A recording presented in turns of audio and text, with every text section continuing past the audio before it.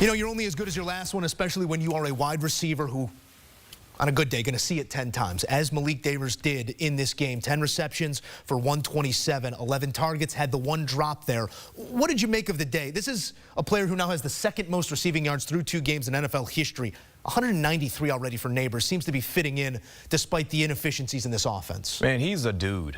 He can play.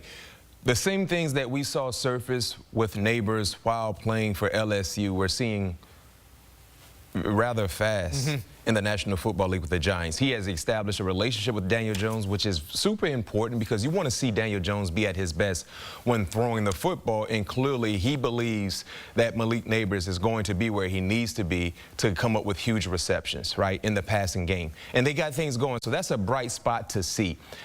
But the drop is super important. And you don't want to say the drop kind of erases everything that he did in today's matchup. But I'll tell you this, they're going to be talking about it on the airwaves out here on the East Coast. It's the last thing you think of when you talk about his game. Yeah. Because it wasn't just about the drop.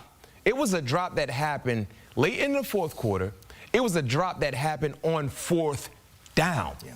And it was a makeable routine play. Mike Tomlin used to tell us all the time, great teams make the routine plays happen routinely. Because if you do that, you're going to be in positions to win ball games.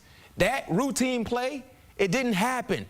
For whatever the case was, and things happen, you know, we will all fall short of perfection, whatever it is you're trying to do. But unfortunately for Malik Nabers, the 10 receptions, over 100 yards, the receiving touchdowns, you don't think about that when you think about his game as a whole. Yeah. You think about that drop. Because in a game where you didn't have your kicker, you wanted to get as close as to the red area as possible while utilizing as much time as possible as well, so you don't give the Commanders an opportunity to be in a comfortable position with the clock to be able to attempt a game-tying or game-winning field goal, whatever the case was.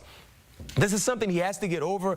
I saw him on the sideline through, you know, the TV monitor. His head was down. That's when your guys got to come around the young kid and console him, say, it's not on you. We shouldn't have been in that position because we had multiple opportunities to win that ball game. Unfortunately, in the game of football, is always 1 or 2 plays where we all look at, we highlight, and we talk about more than others because they're a defining moment in that ball game. You know, we have a lot of Giants fans that we keep close to our hearts, and obviously this is a tough way to lose. We're always thinking, just go easy on the kid, all right?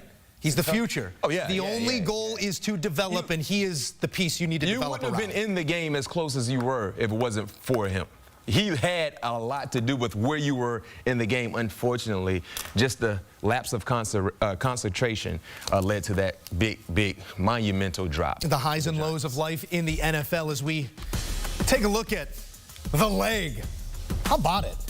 7 made field goals in a win. Matches the whole other 7s there. 2018, most recently, it was done by the Jets. In 07, there was a 8 field goal game, but you can get it down there, come away with points, and in the end, you come away with a win.